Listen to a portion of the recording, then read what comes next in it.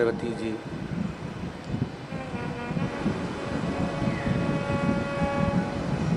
जिस समय दुख की घड़ी चल रही हो, तकलीफ की घड़ी चल रही हो, कष्ट की घड़ी चल रही हो, बहुत तकलीफ हो जीवन में चल रही हो, बहुत तकलीफ जब जिंदगी में चल रही हो, उस समय पर 2 बेलपत्र और 2 पुष्प,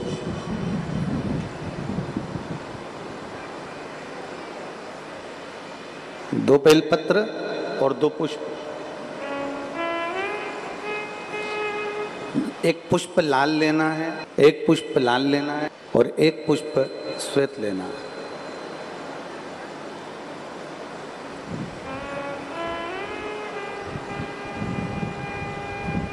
जो लाल पुष्प वाला बेलपत्र है उसको अशोक सुंदरी वाली जगह पर समर्पित करना।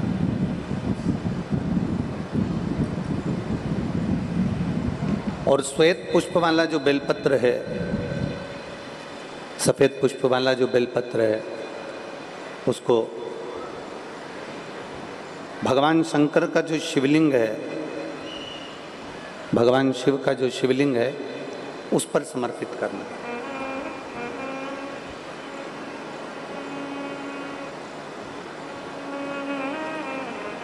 एक जो लाल बेलपत्र, लाल पुष्प का जो बेलपत्र है, लाल पुष्प वाला जो बेलपत्र है, लाल पुष्प का जो बेलपत्र है वो बेलपत्र अशोक सुंदरी वाली जगह पर, और श्वेत पुष्प का जो बेलपत्र है वो सफेद पुष्प वाला बेलपत्र भगवान शंकर के शिवलिंग पर समर्पित कर।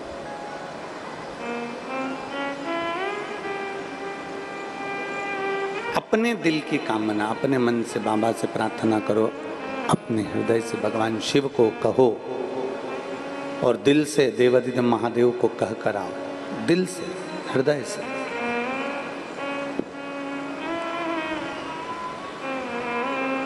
जब दिल से बाबा देवाधिदेव महादेव से कहोगे, हृदय से भगवान शंकर से प्रार्थना करोगे, तो देवाधिदेव महादेव सुनेंगे जरूर। शिव महापुराण की कथा कहती है कि विषम परिस्थिति में, तकलीफ की घड़ी में, विषम परिस्थिति में, तकलीफ की घड़ी में, कष्ट की घड़ी में, विषम परिस्थिति में प्रयास करो कि हम शंकर और पार्वती, शिव और पार्वती को पुकारें। विषम परिस्थिति हम भगवान शंकर और पार्वती जी का स्मरण करें। विषम परिस्थिति में हम देवाधिदेव महादेव और माता पार्वती का स्मरण करें। कई लोग कहते हैं कि गुरुजी हम शिव जी को जल चढ़ाते हैं और देवाधिदेव महादेव को जल चढ़ाते हैं, तो क्या पार्वती जी को भी जल चढ़ाने जाना पड़ेगा? पार्वती जी को भी जल चढ़ाने के लिए जाना है? शिव महापुराण की कथा कहती है, आप अगर हृदय रखकर जड़ ध्यान देंगे, जैसे ये शिवलिंग है, ये जलाधारी है, और अगर आप हृदय रखकर, जब हम देवाधिदेव महादेव को जल चढ़ाते हैं, शंकर जी को जल चढ़ाते हैं, और वहीं जल चढ़ाते चढ़ाते आप अशोक सुंदरी वाली जगह अर्थात माता पार्वती जी का हस्तकमल और अशोक सुंदरी वाली जगह पर भी अपने जल को थोड़ी सी धार लगा देते हैं, तो शंकर और पार्वती दोनों को ही वो जल समर्पित हो जाता है। वैसे तो शिव महापुराण की कथा ये कहती है कि केवल एक देवाधिदेव महादेव को जल चढ़ा देने से, शिव महापुराण की कथा कहती है केवल एक देवाधिदेव महादेव को जल समर्पित कर देने से 33 कोटि देवता, चाहे फिर उसमें गणेश जी हों, कार्तिकेय जी हों, जगदम्बा अम्बा हो, चाहे नवग्रह देवता हों, चाहे पंचलोकपाल हों, षोडश मातृका हों, 64 योगनियाँ हों, सारे देवी देवता उस शंकर भगवान के शिवलिंग में विराजमान हैं। तो शिव महापुराण की कथा कहती है, जब हम एक लोटा जल, जैसे हमने दूसरे दिन की कथा में एक बात कही थी कि अपने पितृदेव, अपने कुल देव, अपने ग्राम देव, अपने स्थान देव, अपने नगर देव, किसी भी देवता का अगर हम स्मरण कर रहे हैं और हमको नहीं मालूम कि हमारा कुल देवता कौन है, हमें नहीं मालूम हमारी कुल देवी कौन है, हमें नहीं मालूम हमारे पितृ कौन है, हमें नहीं मालूम कि हमारे स्थान देवता कौन से हैं, हमें नहीं मालूम कि हमारे खेड़े के देवता कौन से हैं, तो शिव महापुराण की कथा कहती है एक लोटा जल जब हम देवादिदेव महादेव को समर्पित करते हैं तो सारे देवताओं को वो जल प्राप्त हो जाता है और सारे देवता मिलकर हमारा कल्याण कर देते हैं। हमारे भीतर के जो खोट होते हैं, हमारे भीतर के जो अवगुण होते हैं, हमारे भीतर के जो दोष होते हैं, शिव महापुराण की कथा कहती है प्रयास करा करो कि जब कथा सुनने जाओ तो एक मन में संकल्प लेकर जाओ कि मैं जो गलत काम करता हूँ उसमें से आज एक गलत काम शिव महापुराण की कथा में छोड़ दे रहा हूँ, उसके बाद में कभी नहीं करूँगा। होता है गुरु गुरु होता है, साधु साधु होता है, तपस्वी तपस्वी होता है, साधक साधक होता है, उपासक उपासक होता है। दुनिया में सबसे कोमल दिल, दुनिया में सबसे नम्र दिल, दुनिया में सबसे स्नेहिल दिल अगर माना गया है तो किसी संत साधु गुरुजन ब्राह्मण जन तपस्वी जन साधक और उपासक का माना गया। गुरु एक ऐसा होता है गुस्सा कर भी देता है, क्रोध कर भी देता है। संत साधु सन्यासी तपस्वी साधक उपासक अगर क्रोध कर भी देते हैं तो संत साधु सन्यासी तपस्वी साधक उपासक का जो हृदय होता है इतना भगवान की भक्ति में डूबा डूबा इतना नर्म हो जाता है कि अगर गुस्सा कर भी देता है तो दूसरे क्षण में माफ कर भी देता है। वो संत, वो साधु, वो गुरुजन, वो तपस्वी, वो साधक, वो उपासक।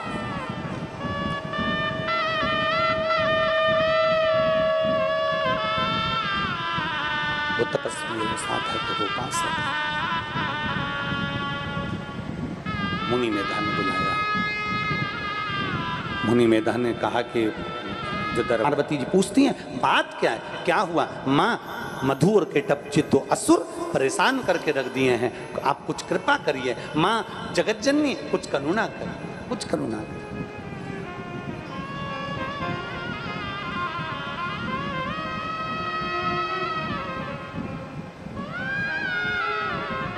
विनय करा, निवेदन करा कि अम्बे तू है जगदम्बे काली, जय दुर्गे खप्पर वाली, तेरे ही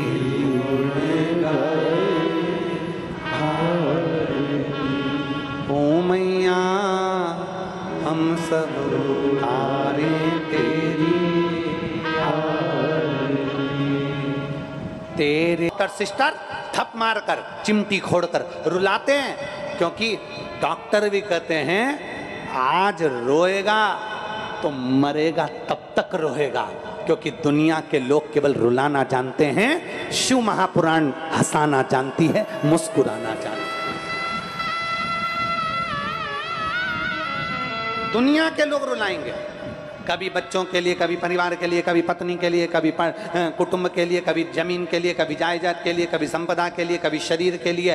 पूरी उम्र बचपन से लेकर मरोगे तब तक केवल रोने में निकलना है।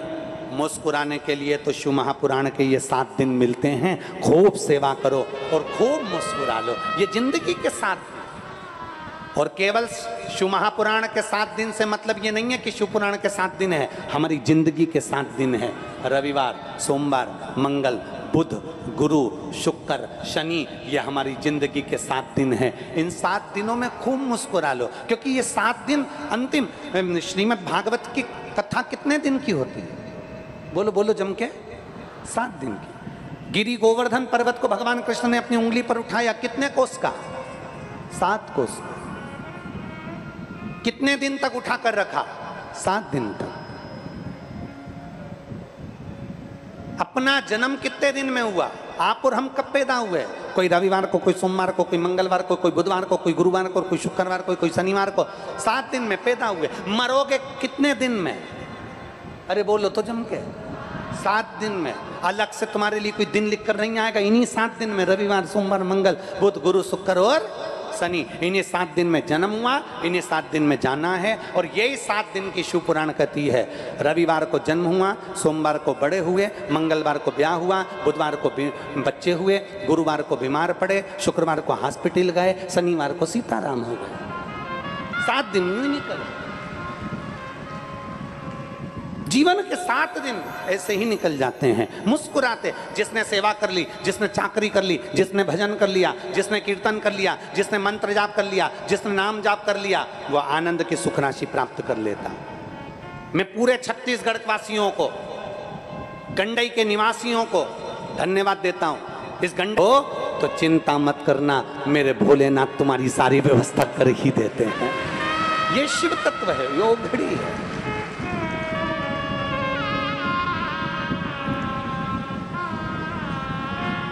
और महाराज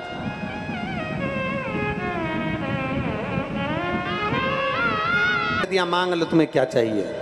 भगवान नारायण बड़े प्रसन्न हो गए, बड़े प्रसन्न। गजब, हमेशा नारायण से लोग मांगते थे, आज नारायण को मांगने का मौका मिल गया। गंडई में नया उपाय बताए हैं। आपको ये वीडियो कैसा लगा, लाइक करिए, शेयर करिए।